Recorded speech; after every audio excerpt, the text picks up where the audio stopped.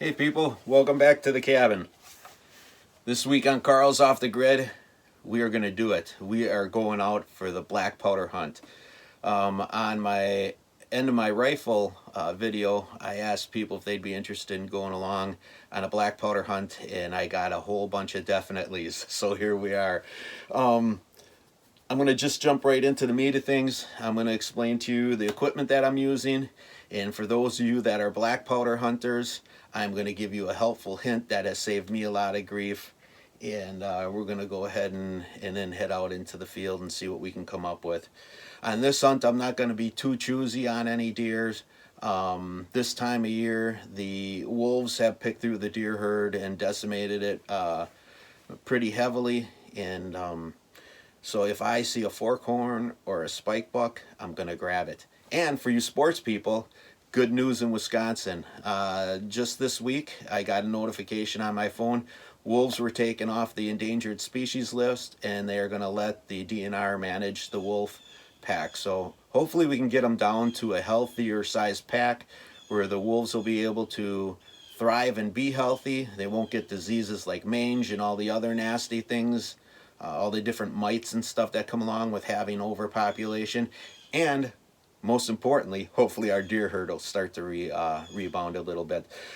So here's the equipment that we're going to use. This is a 50 caliber Thompson center rifle, black powder gun. I won this at a banquet a few years ago. I was a little unsure if I would enjoy hunting black powder, and I fell in love with this gun. In Wisconsin, we are allowed to use magnification, so I did equip it with a scope right away, and I'll show you right away how I go ahead and load this thing up. Here's my helpful hint to you black powder hunters. As you know, black powder is just like its name. It's black powder, it's dirty, it's grimy. With a black powder gun, they recommend that every 5 or 6 shots that you tear the gun apart and you clean it up, because you're going to get misfires if you don't. Well, here's the secret. And I'm not sponsored by these guys. This is American Pioneer gunpowder. The reason I love this stuff, and the reason why I think it's like a secret, is it burns extremely clean. You don't have to tear your gun down every 5 or 6 shots to clean it. I have had this thing out and just banged away in an afternoon just to see how much I could fire it. I probably shot it 30 or 40 times, and the gun fired perfect every time. To load the black powder gun, the gunpowder comes in these rectangular charges. I put 2 of them down the barrel, so I don't have to weigh out the gunpowder or anything like that. I get the exact amount every time.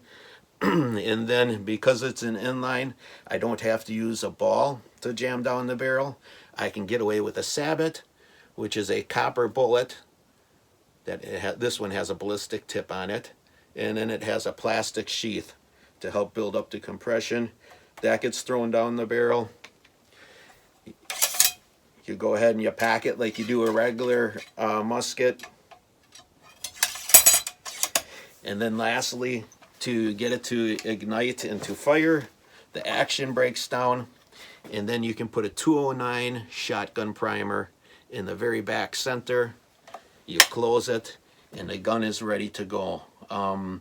For me, I never cock the hammer back until I know my target and beyond.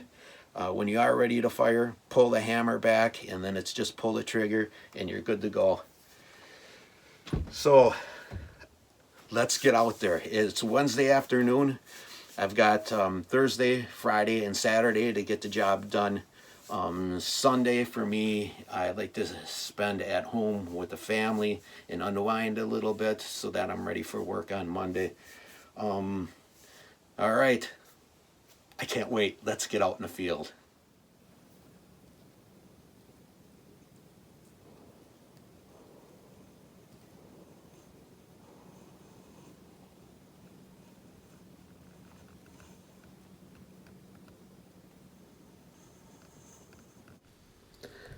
This is a view from one of my tower blinds.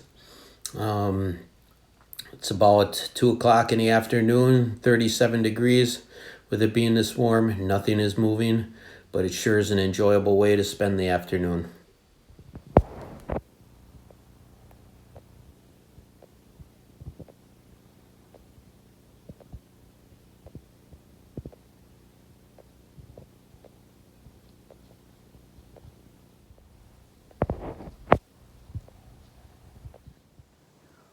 We're back in the stand. I'm in the Taj Mahal. This is the big stand that I built about 15 years ago. We've got a wood burning stove behind us. You can see the vent pipe going out of the window there. This stand I have slept in a couple times. It's just gigantic. And fortunately it sits right on the edge of a swamp. Yesterday we didn't see anything. I had two doe come in, a mom and fawn. And that's not me. I'm not going to shoot a mom and fawn. And besides that, even if I had a doe permit, as long as they're toting a doe, that's off limits to me. So I've got a buck tag, and we have a family that is in need of meat. And since I haven't used my tag yet, my standards might lower a little bit as far as the type of buck that I shoot. I'm not going to be waiting for a trophy buck. When somebody needs meat and we're in a position where we can help them out, I'm going to take any legal buck that comes by. So we've got 2 or 3 more days left of the season. So at this point in time, us beggars can't be choosers. So let's see what day 2 brings. Maybe we get lucky and tonight's the night. You never know. Alright, let's give it a whirl.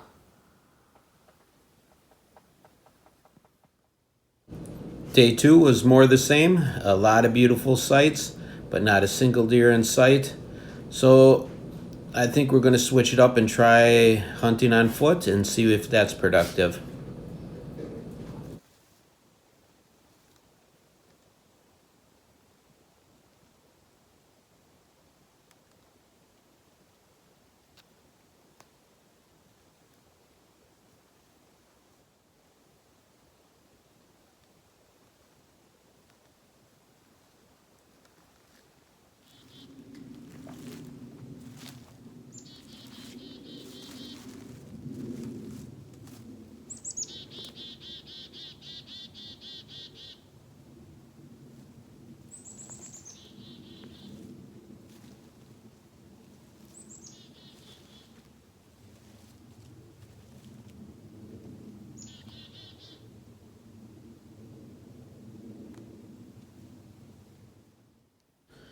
So I think this is going to be the right call. If you notice, I just showed a scrape with a licking branch up above it. And not more than 5 yards down the same trail, another scrape on the ground right there. And then look up above it. We've got another licking branch. So this is a pretty good sign that there's a buck in the area. I've got a little 4-point buck sitting at the bottom of this hill. Inside of a swamp. I'll see if I can get him on film right now. I'm going to put the sneak on him, and I'm not sure if I'm going to be able to film this. I'll do my best, but this is last minute. I've got probably about 2 hours of sunlight left here, and this is the only shooter buck that I've seen all week, so don't laugh when you see him.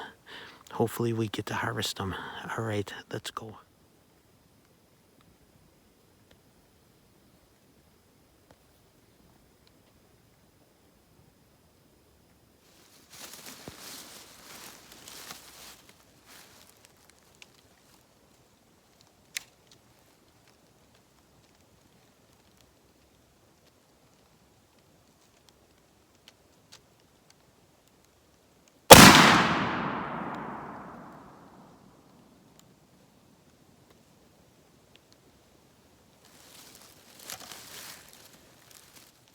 He's not the biggest buck, but it's a harvest, and we'll keep some of the meat for ourselves. As a younger deer, it's just a little 4-point buck, so he should be some good eats. I've already got him field dressed out, and we'll drag him back to the cabin, and we'll call it a wrap for our 2020 muzzleloader season. Thank you so much for joining me this week on Carl's Off the Grid. It's been kind of a hard season. We haven't seen much. The wolves have really got the numbers of deers down.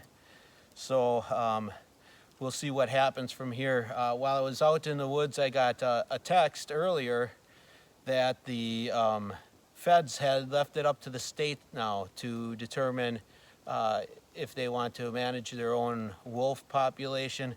So that's great news. It sounds like Wisconsin is going to have a wolf harvest coming up in November, which is great for the deer and it's great for the wolves.